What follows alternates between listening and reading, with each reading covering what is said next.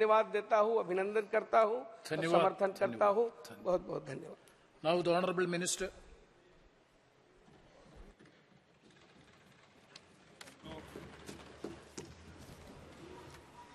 Deputy chairman sir, जो आज चर्चा आपने प्रारंभ करने की अनुमति दी थी, ये बिल है the advocate amendment bill 2023 as passed by Rajya Sabha, और ये एडवोकेट एक्ट 1961 है। आपने ठीक कहा, वही बिल है। 3 अगस्त 2023 को राज्यसभा ने इसको पास किया। आज ये हाउस लोकसभा इस बिल पे चर्चा भी कर रहा है और मुझे लगता है सर्वसम्मति से पास भी होगा, ऐसा मैं मानता हूं। देखिए सभापति महोदय, इसमें जो लोगों ने भाग लिया, करीब 21 लोगों ने भाग लिया। कि कार्तिक चिदम्बरम से शुरू किया और अभी लास्ट में हमारे संतोष पांडे जी तक, और आपने भी इसमें भाग लिया। सबका मैं बहुत बहुत धन्यवाद देता हूं। विषय बहुत छोटा सा था, लेकिन इसमें चर्चा करीब करीब 3 घंटे से ज्यादा हो गई। तो सबसे पहले मैं आपके सब्जेक्ट का ही जवाब देना चाहता हूं, क्योंकि आपने बहुत टेक्निकल सब्जेक्ट उठाया था इनके प्रेमचंद्र जी। ये 1879 एक्ट है, ये कॉलोनियल एक्ट है और रिपील होना चाहिए। नरेंद्र मोदी जी की नेतृत्व में जो सरकार चल रही है, उसने ये तय किया है कि जो कॉलोनियल लॉ है और उसकी यूटिलिटी नहीं है, जिसका भर्तृहरि मेहताब साहब जिक्र कर रहे थे, वो समाप्त होने चाहिए। तो देश में भी इसका स्वागत हुआ। अब तक 1486 ऐसे लॉ समाप्त हो चुके हैं। 1486 अभी और कुछ पाइपलाइन में, कुछ अभी एक साथ और लेकर आएंगे। आपका जो क्वेश्चन था कि सेक्शन 36 आप 1961 में इनकॉर्पोरेट कर रहे हो, तो क्या आप चाहते थे कि 1879 का लॉ एज इट इज रहे? हम उसको रिपील कर रहे हैं, लेकिन 36 का जो ये टाउट वाला जो सब्जेक्ट है, ये कमेटी को भी ठीक लगा, हमारे डिपार्टमेंट को भी ठीक लगा, लॉ कमीशन ऑफ इंडिया को भी ठीक लगा, बार काउंसिल ऑफ इंडिया को भी लगा। क्योंकि वकील की ड्रेस में बहुत से लोग ऐसे आते हैं, वो वकील नहीं है, उनकी डिग्रियां भी फर्जी है, और वो आकर के किसी को ठगते हैं, तो उसका प्रावधान क्या हो? तो ये ऑलरेडी 1879 में प्रावधान था, इसको उठा करके हम 1961 में लाए। छोटा सा अमेंडमेंट था, 45A हमने इंसर्ट किया, और इसका उद्देश्य बिल्कुल पवित्र है कि जो कॉलोनियल लॉ है वो हम, जिनकी यूटिलिटी नहीं है, वो हम समाप्त करेंगे। 1961 तो हमने इसी सदन ने पास किया। जो आप कह रहे थे कि टाउट शब्द उस समय, वो ऑलरेडी ये 1961 में सोचा नहीं ना उस समय की सरकारों ने कि पुराने जो कॉलोनियल लॉ है उनको भी समाप्त करना है। मैं यूपीए के 10 साल का आपको विवरण दूंगा। हमने अभी नरेंद्र मोदी जी के आने के बाद 1486 कानून समाप्त कर दिए। मनमोहन सिंह जी के समय 10 साल आप भी थे, एक भी ऐसा कॉलोनियल लॉ जो था ना वो रद्द नहीं किया। इसका मतलब उसका सोच ही नहीं था। हमारा प्रधानमंत्री जी का सोच है कि पंच प्राण, जिसका जगदीप पाल साहब जिक्र कर रहे थे, विकसित भारत, मानव केंद्रित बनाना है विकसित भारत 2047 तक। विरासत पर गर्व, ये दूसरा प्रण है। तीसरा है कि गुलामी के हर चिन्ह से मुक्ति, ये हम मुक्ति लेने का काम कर रहे हैं, वही काम कर रहे हैं हम। एकता और एकजुटता और नागरिकों द्वारा कर्तव्य पालन, ये कुछ विषय पंच प्राण के थे जिनका हमने जिक्र किया। और बहुत से विषय इसमें आए, उनका मैं जिक्र थोड़ा थोड़ा करूंगा। अब ए राजा साहब अभी है नहीं, लेकिन इतना नहीं बोल देना चाहिए कि भाई अब ठीक है यहाँ प्रिविलेज है, लेकिन करप्शन तो समाज की प्रॉब्लम है ना। अगर कोई आदमी एग्जीक्यूटिव में है, कोई आदमी जुडिशरी में है, कोई आदमी प्रेस में है, कोई आदमी लेजिस्लेटिव विंग में है, अगर वो करप्ट है तो समाज की प्रॉब्लम उसको दूर करना चाहिए, ये बात ठीक है।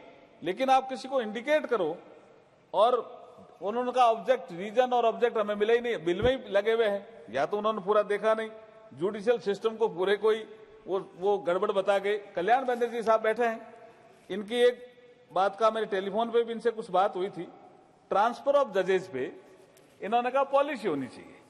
अब कॉन्स्टिट्यूशन में ट्रांसफर ऑफ जजेज, आपको सबको पता है, अपॉइंटमेंट ऑफ जजेज 93 के बाद कॉलेजियम के पास है। ट्रांसफर ऑफ जजेज का भी कॉलेजियम से सिस्टम आता है। आपने कहा भी पिक एंड चूज, या अब कॉलेजियम के सिस्टम पे कभी अपन बहस कर सकते हैं, इसी हाउस को बहस करनी चाहिए। हम तो नेशनल जुडिशियल अपॉइंटमेंट कमीशन लेके आए थे, आप भी बोले थे, आप बहुत अच्छा भी बोले थे, लेकिन जुडिशियल रिव्यू का पावर सुप्रीम कोर्ट को है।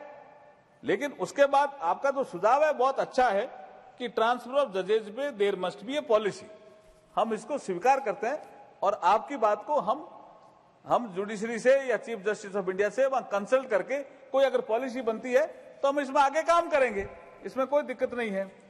अब आपके भर्तृहरि मेहताब साहब ने बहुत अच्छा बिंदु रखा कि जिनकी यूटिलिटी नहीं है वो एक्ट समाप्त हो रहे हैं। इसी की भी यूटिलिटी नहीं थी 1879 की, लेकिन टाउट को सबने कहा कि भाई कोई ठगी करेगा तो उसका क्या इलाज है, इसलिए हमने इसको इनकॉर्पोरेट किया है। बाकी जो बिंदु आए हैं अधिकतर वो आए हैं कि जो court welfare of the advocate का विषय आया, इंश्योरेंस, चैम्बर लॉयर्स के, सिक्योरिटी, ये सारे विषय आए हैं। नरेंद्र मोदी जी के नेतृत्व में जो सरकार चल रही है, चाहे कोई वर्ग हो, कोई प्रोफेशनल सेक्शन हो, सबका साथ सबका विकास, ये हमारा मूल मंत्र है। तो वकील कैसे पीछे छूट जाएंगे?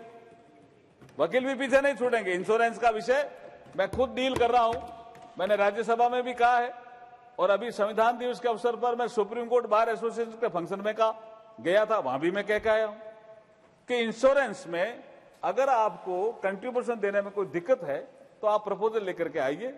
सुप्रीम कोर्ट बार एसोसिएशन के लोग जल्दी प्रपोजल लेकर आएंगे। हम मिनिस्ट्री ऑफ जस्टिस में या हमारे मिनिस्ट्री ऑफ लीगल अफेयर्स में जहां भी जरूरत होगी, भारत सरकार पैसे देने में कोई कंजूसी नहीं करेगी। जो प्रपोजल विजिबल होगा, हमारे वकील भी इतने ही प्रोफेशनल हैं जैसे डॉक्टर हैं, उनके लिए कोई सिक्योरिटी का विषय आया तो इनके लिए भी हम कुछ करने के लिए जरूर कुछ न कुछ करेंगे।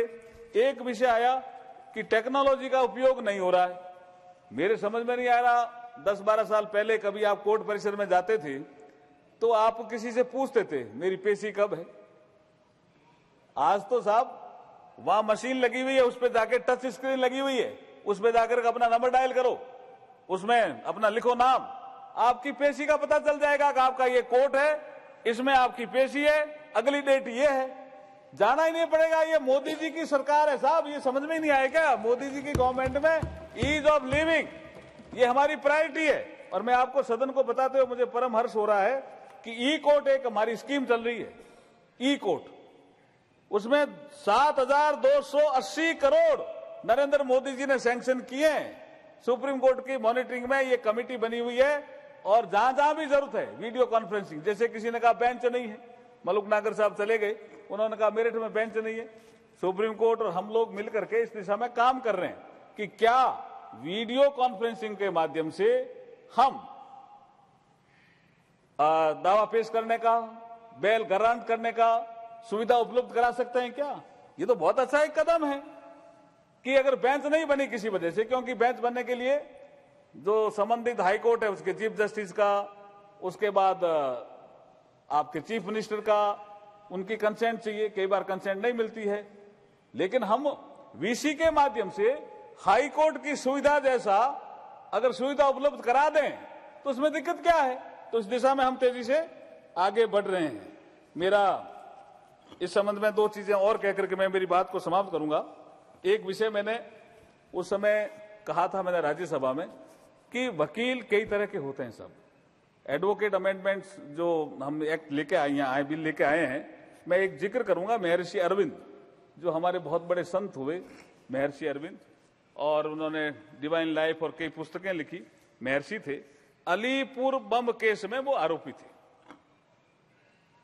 किसी ने कहा इनको सजा होगी, किसी ने कहा इनको फांसी होगी। एक दिन अखबार में छपा कि शायद मजिस्ट्रेट इनको फांसी की सजा देने वाला है।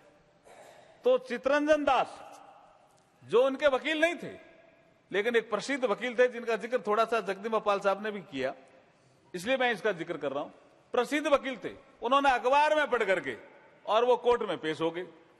तो जज साहब ने पूछा, आप इनके वकील हो क्या, आपको वकील किया है क्या? उन्होंने कहा, मुझे किसी ने नहीं किया, लेकिन मैं आया हूं, क्या मैं बहस नहीं कर सकता? फिर मैं अरविंद को पूछा, अरविंद घोष को, उन्होंने कहा, मैंने कोई वकील नहीं किया, मुझे किसी की जरूरत नहीं है, लेकिन उन्होंने कहा मैं बहस करूंगा। कोई फाइल नहीं थी उनके पास, लेकिन उन्होंने जो एक बात कही जिसके कारण जो वहां जज थे, ब्रिटिशर जज थे, उन्होंने कहा, जज साहब आप मर जाओगे, मैं मर जाऊंगा, लेकिन जो अरविंद घोष का थॉट है वो हमेशा अमर रहेगा। और जो बहस की उन्होंने 2 घंटे से ज्यादा बहस की, और उसके चित्तरंजन दास की बहस के बाद कोई फीस नहीं ली। ऐसे भी तो वकील हुए हैं हमारे यहां, कोई फीस नहीं ली। और उस बहस के बाद महर्षि अरविंद को जज ने छोड़ दिया, एक्विटल हुआ। उसके बाद कितना बड़ा काम किया उन्होंने पांडिचेरी में जाकर के। तो ऐसे भी तो वकील हुए हैं। तो कुछ अच्छे सुझाव आए हैं, उस दिशा में हम काम कर रहे हैं। एक बड़ा काम हमने अभी संविधान दिवस के अवसर पर किया, जिसका जिक्र करके मैं मेरी बात को समाप्त करूंगा, 6 बज रहे हैं। अभी संविधान दिवस पे बाबा साहब भीमराव अंबेडकर जी की मूर्ति सुप्रीम कोर्ट में नहीं थी। संविधान दिवस पे बाबा साहब भीमराव अंबेडकर जी की प्रतिमा सुप्रीम कोर्ट परिसर में लगी, उस अवसर पे लगी जब बाबा साहब को वकील के रूप में 100 साल पूरे हुए। मैं सुप्रीम कोर्ट का इस अवसर पे धन्यवाद भी करना चाहता हूं कि मुख्य जो लॉन है उसमें ये परिसर में मूर्ति लगी है। और जब बाबा साहब ने कहा था कि कुछ ऐसे गरीब लोग हैं उनके मुकदमे फ्री भी लड़ने चाहिए, तो जब सुप्रीम कोर्ट में उनकी प्रतिमा लग गई है तो वो भी हमें दिशा दिखाएगी। तो मुझे लगता है सही दिशा में देश चल रहा है। और ये जो छोटा सा एक अमेंडमेंट है जिसका जिक्र मैंने आपको कहा चेयरमैन साहब, the advocate amendment bill 2023 as passed by the Rajya Sabha, उसको आप सर्वसम्मति से पास करें, ऐसी मैं आपसे विनती करके मेरे स्थान लेता हूं। बहुत बहुत धन्यवाद। Yes, now it is already 6. If the House agrees, we